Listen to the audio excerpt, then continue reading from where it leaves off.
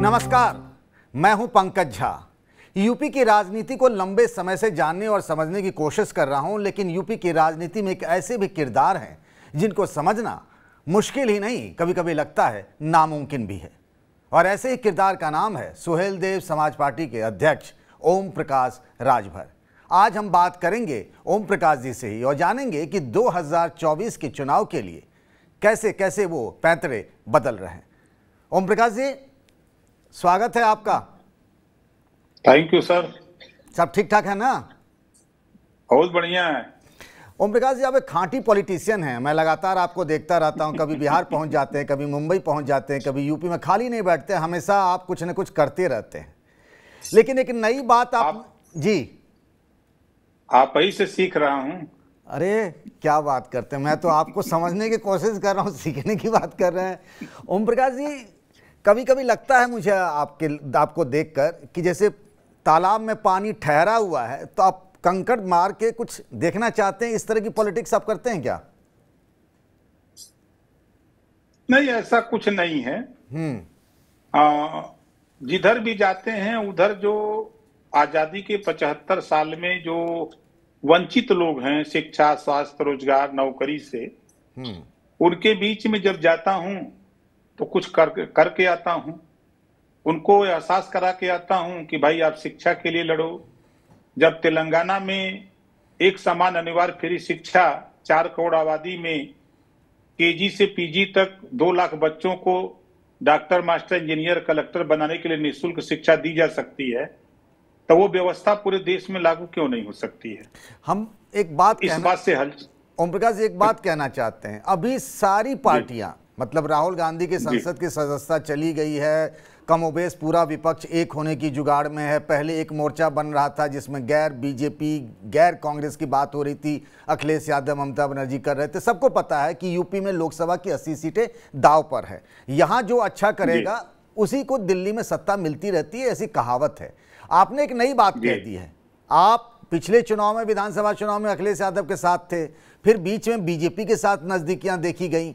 आज आपने कह दिया कि क्यों नहीं हम मायावती को बनाया जाए, चूंकि वो दलित की बेटी है, उनको पीएम बनाया जाए। ये अचानक से आपका मन परिवर्तन, हृदय परिवर्तन क्यों हो रहा है? नहीं, देखिए, एक सवाल अखिलेश यादव जी की तरफ से बार बार तीसरे फ्रंट की चर्चा हो रही है। तो तीसरा फ्रंट क्यों बना रहे, दूसरा क्यों नहीं बनाते? वो कह रहे हैं कि हम बसपा से गठबंधन नहीं करेंगे, हम कांग्रेस से नहीं करेंगे, हम सुभाषपा से नहीं करेंगे। तो गठबंधन किससे करेंगे? गठबंधन की बात वो चर्चा करते हैं ममता जी से, वो गठबंधन की चर्चा करते हैं केसीआर से, वो गठबंधन की चर्चा करते हैं आपके लालू जी से। अब आप सोचिए कि यूपी की राजनीति में ये 3 पार्टी की अगर हम बात कर लें, ये तीनों पार्टी मिल करके भी एक लोकसभा में 1000 वोट नहीं दिला सकते। आप इनसे गठबंधन क्यों करते हो? आप, जब मैं उनके साथ था तो मैंने अखिलेश जी को सलाह दिया कि नीतीश जी का बीजेपी से गठबंधन टूटा है, तो आप जाके नीतीश जी से मिलो, एक बनारस में उनका कार्यक्रम रखवा लो, हम लोग मिलकर कार्यक्रम करें और नीतीश जी को ही पीएम बना लिया जाए। नहीं तैयार हुए। ये कब की बात? फिर छोड़ दिया। एक मिनट ओम प्रकाश जी, जब मैं उनके चुनाव के बाद की, विधानसभा चुनाव के बाद की बात बता रहे हैं आप? विधानसभा चुनाव के बाद जब बीजेपी से नीतीश जी का गठबंधन टूटा तो मैं अखिलेश जी के साथ था। मैं अखिलेश जी को यही राय दिया कि आप बढ़ करके 2 कदम नीतीश जी को यूपी ले आओ। हम हो गए, आप हो गए, वो तीनों लोग खड़े हों और हम इलेक्ट्रॉन, न्यूट्रॉन, प्रोटॉन दिखेंगे। अच्छा, हमारा चेहरा नीतीश जी होंगे, हम उनको पीएम का चेहरा बना के शुरू करें। उसके बाद फिर हम भेंट करें केजरीवाल जी से, हम भेंट करें ममता जी से, हम भेंट करें केसीआर से। तो हम अलग अलग स्टेटों में। ओम प्रकाश जी, आपने जो कहा वही तो अखिलेश यादव कर रहे हैं। नीतीश जी से मिल लिए, ममता से मिल रहे हैं, केसीआर से मिल रहे हैं, वही अरविंद केजरीवाल से मिल रहे हैं, वही काम तो कर रहे हैं वो। नहीं नहीं, देखिए वो गलत काम कर रहे हैं ना। देखिए, आप हमको तीन चीज हम बता रहे हैं, जैसे केसीआर जी, ममता जी और लालू जी, ये तीनों लोग उत्तर प्रदेश में कितना वोट दिला सकते हैं? अकेले मायावती जी बहुजन समाज पार्टी राष्ट्रीय स्तर पे उसका वोट है, भले कम हो लेकिन राष्ट्रीय स्तर पे बहुजन समाज पार्टी राष्ट्रीय पार्टी भी है, अलग अलग स्टेटों में उसका वोट है।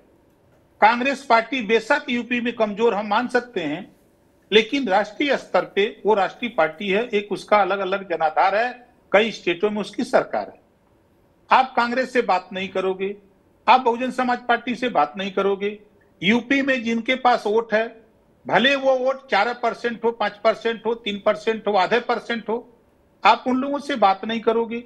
आप बात करने जा रहे हो ममता जी से, बात करोगे केसीआर जी से, बात करोगे लालू जी से, ये लोग काय वोट दिलाएंगे? मुझे एक बात बताइए, हमारा कहना, ओमप्रकाश जी एक बात बताइए कि आपकी क्या मायावती जी से, बहन जी से बातचीत हुई है कि आप चाहते हैं कि वो अखिलेश यादव बातचीत करें और उनको पीएम कैंडिडेट बनाया जाए?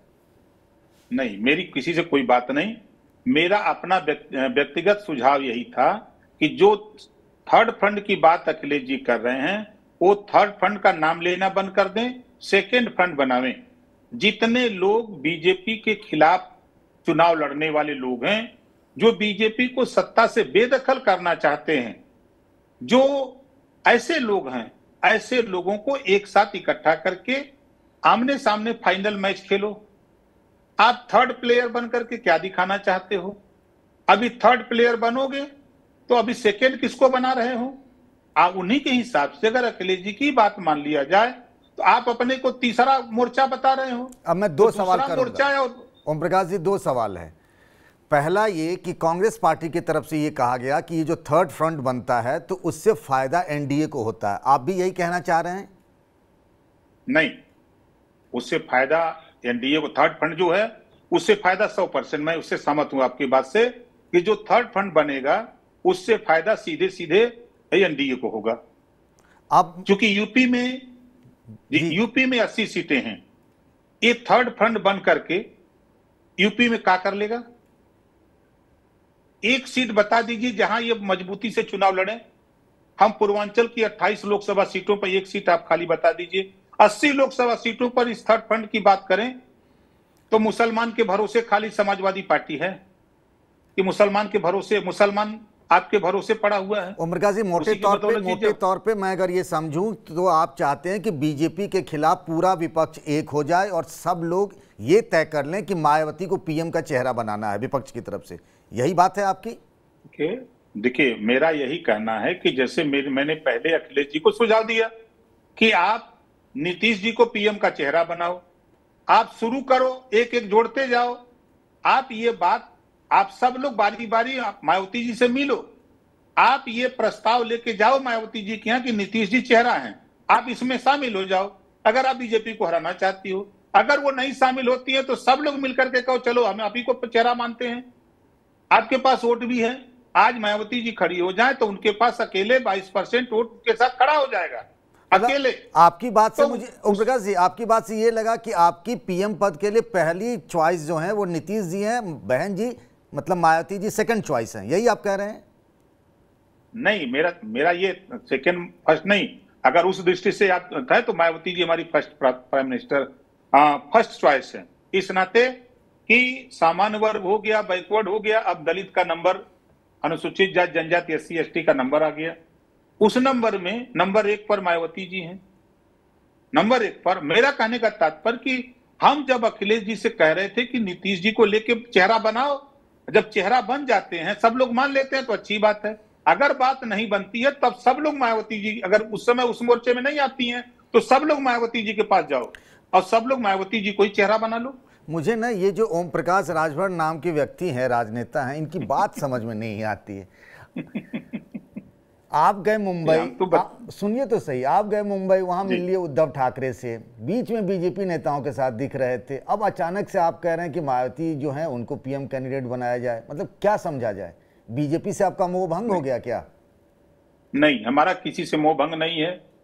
हम जाते हैं, जिस स्टेट में जाते हैं तो वहां अपनी पार्टी के लोग रहते हैं। अब जैसे आपने बात किया बॉम्बे की, तो बॉम्बे में आपके भी चैनल पे आप भी जानते हैं कि वहां एक शिवसेना का एक दूसरा धड़ा है जो कहता है यहाँ उत्तर भारतीयों की जरूरत नहीं है, इनको बॉम्बे से निकालना है।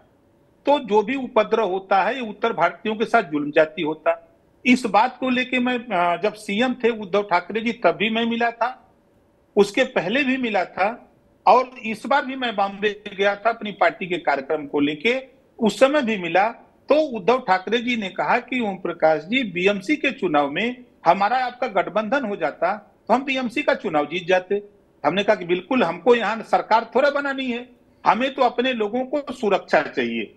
अगर आप हमसे गठबंधन करके बीएमसी के चुनाव जीत रहे हैं तो हमारे भी कुछ लोगों को, 2-4 लोगों को लड़ा दीजिएगा। उन्होंने कहा कि स्वागत है। इतनी सी बात उनसे हुई थी हमारी, फिर मैं चला आया।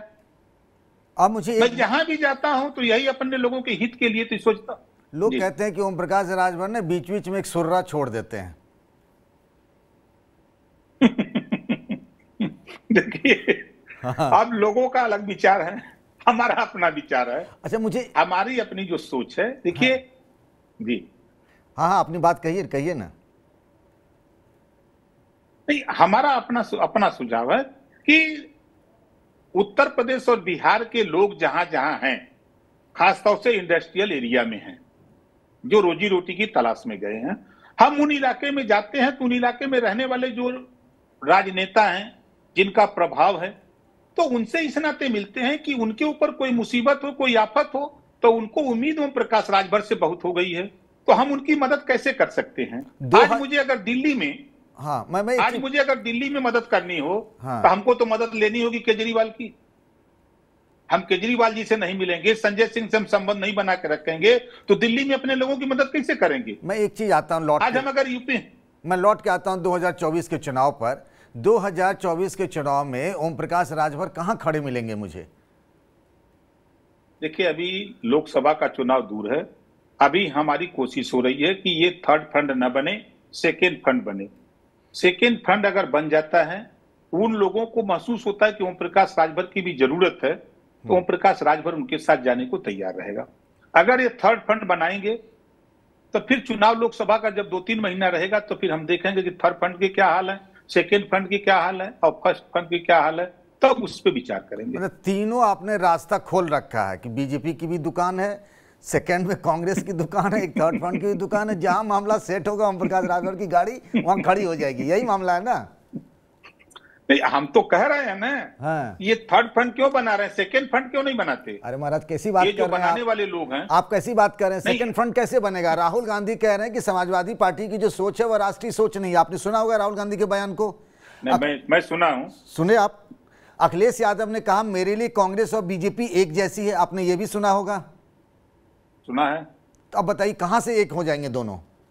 नहीं, आप जनता पार्टी को देखा आपने, वो स्थिति पैदा हुई कि बहुत से लोगों ने अपनी पार्टी का भी विलय कर दिया था जनता पार्टी में, याद होगा आपको। आज अगर सब लोग बीजेपी से दुखी हैं तो कांग्रेस को भी, अगर ये बात है, अगर अखिलेश जी और सारे लोग मिलकर के वहां समझावें कि अगर ठीक है भाई, तुम्हारी पार्टी भाई राष्ट्रीय पार्टी है, हम लोगों की चलो मान लिया कि क्षेत्रीय पार्टी है, तो चलो मायावती जी तो राष्ट्रीय पार्टी हैं, मायावती जी का तो राष्ट्रीय जनाधार है, उसका तो रिजल्ट निकल सकता है। ये बैठ करके चर्चा करके ही कोई बात आगे की जा सकती है। ये अलग कहीं टीवी बयान दे, वो अलग कहीं टीवी बयान दे, तो ऐसे तो कोई रिजल्ट नहीं आएगा। दोनों लोग आप मध्यस्थ बनने को तैयार हैं? हमारा कौन औकात है वहां मध्यस्थ बनने का? भाई वो पूर्व सीएम है, वर्तमान सीएम है, और उन लोगों से बैठ करके बात करती है। अगर फोन करें अखिलेश जी राहुल जी से मिलने के लिए, देखिए समय और परिस्थिति, जब जिस दिन राहुल जी की सदस्यता खत्म हुई उसी दिन अखिलेश जी को चाहिए था कि उसके दूसरे दिन जाके राहुल जी से मिलते, शिष्टाचार मुलाकात। तो एक होता कि नहीं, अखिलेश जी और राहुल जी के बीच में जो दूरी थी वो कम होती, फिर उसके बाद उनके बीच में खड़े होते भाई हम इस मुद्दे पर हम आपके साथ खड़े हैं। पता नहीं ओम प्रकाश जी, मुझे लग रहा है कि नहीं, मुझे लग रहा है मायावती का नाम आगे करके ना अखिलेश यादव पर निशाना साध रहे हैं, ये मुझे लग रहा है। नहीं सर, आपको लग रहा है, लेकिन मुझे लग रहा है कि अखिलेश जी कहीं ऐसा तो नहीं है कि बीजेपी को उत्तर प्रदेश में वॉकओवर देने के लिए तीसरा फंड बना रहे हैं, बीजेपी को जीतने का मौका दे रहे हैं। आप यूपी में हम चैलेंज देते हैं, ममता जी, केसीआर, लालू जी यहां वोट नहीं दिला सकते समाजवादी पार्टी को। वोट अगर यूपी में मिलेगा तो मायावती जी के साथ वोट मिलेगा, वोट मिलेगा तो कांग्रेस के साथ मिलेगा, वोट मिलेगा तो ओम प्रकाश राजभर के साथ मिलेगा, वोट मिलेगा तो और जो क्षेत्रीय पार्टियां हैं उनके बदौलत हमको 1,50,000 वोट मिल सकता है। लेकिन ये जो नाम आ रहे हैं ऊपर से, वो लोग न तो यहां वोट मिल सकता है, न यहाँ के नेता वहां वोट दिला सकते हैं। आपको मोदी और अखिलेश यादव में कौन पसंद है? हमको सब पसंद है। ना ना ना ना, आपके पास चॉइस दो ही है तो सब कैसे पसंद हो जाएंगे? नहीं, हमारे लिए तो मायावती जी पसंद है। हमने तो वो चॉइस ही नहीं दिया ना, ऑप्शन में एक तरफ प्रधानमंत्री नरेंद्र मोदी है, एक तरफ समाजवादी पार्टी का अखिलेश नहीं यादव है। नहीं, अभी अखिलेश जी उस लायक नहीं है। मोदी जी की तुलना हाँ। अखिलेश जी नहीं है, वो तो राजी दल है। थोड़ा मन खोलिए ना आप अपना। नहीं, वो तो राजी दल है, मन तो खोल ही रहा हूँ। मन खोल के ये बताइए। मन तो मेरा खुला। नहीं नहीं, मन खोल के ये बताइए कि 2024 के लिए आप किधर जाना चाहते हैं? हाथी की तरफ जाना चाहते हैं, साइकिल की तरफ, या कमल की तरफ? ये हाथी साइकिल पंजा हाँ इकट्ठा हूं, हाँ। हाथी साइकिल पंजा इकट्ठा हूं, तब फिर हम बतावें कि ओम प्रकाश राजभर किधर। आप भी जान रहे हैं, 9 मन तेल होगा ना राधा नाचेगी।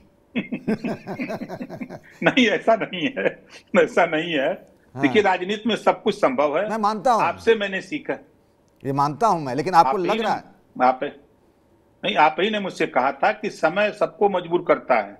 आज के तारीख में जो छटपटाहट कांग्रेस पार्टी को है, जो छटपटाहट समाजवादी पार्टी को है, जो छटपटाहट जिनकी सदस्यता गई है, चाहे बीजेपी के नेता हों, सबकी छटपटाहट है जो कानून से सबको नुकसान हो रहा है। तो ऐसी परिस्थिति में कुछ लोग ईडी सीबीआई से डर रहे हैं। तो ये सारी जो डर है, भय है, छटपटाहट है, तो ये मजबूर करेगा। अभी तो राहुल को मजबूर किया, अब वो देशव्यापी आंदोलन कर रहे हैं। कल अखिलेश को मजबूर करेगा, वो प्रदेशव्यापी आंदोलन शुरू करेंगे। एक दिन आएगा कि सब लोग मजबूर होकर के जनता पार्टी की तरह इकट्ठा हों। बस एक आखिरी सवाल है, हम कह दें कोई बात। ओम प्रकाश जी, चलते चलते आखिरी सवाल है। मैं जानता हूं कि आपसे कुछ उगलवाना और मन की बात निकलवाना बहुत मुश्किल है, कि क्या बीजेपी का चैप्टर आपके लिए क्लोज समझा जाए ओम प्रकाश राजभर के लिए? देखिए, राजनीति में न कोई चैप्टर क्लोज है, न कोई खुला है। सब खुला है।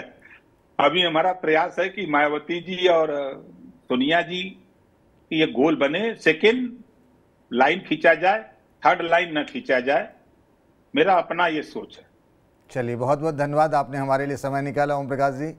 देखते अब क्या होता है। Thank you sir. बहुत बहुत धन्यवाद। ये थे सुहेलदेव समाज पार्टी के अध्यक्ष ओम प्रकाश राजभर, जिन्होंने एक नया दांव चला है कि दलित की बेटी मायावती को प्रधानमंत्री बनाया जाए। अब सवाल ये उठता है कि मायावती के लिए आखिर कौन कौन सी पार्टियां लामबंद हो और पहल करे कोई तो कौन करे। नमस्कार।